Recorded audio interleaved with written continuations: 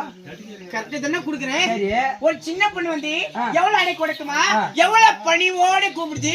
இவ்வளவு நேரம் எங்கடா போயிருந்தா எரமா புடுக்கா இவ்வளவு நேரம் எங்க போயிருந்த? என் புடுக்க எப்ப பாத்துக்குவா? இந்த இறம் புடுக்கல, தோல் புடுக்க பாக்குறியா? அது எப்படி இருக்கும்?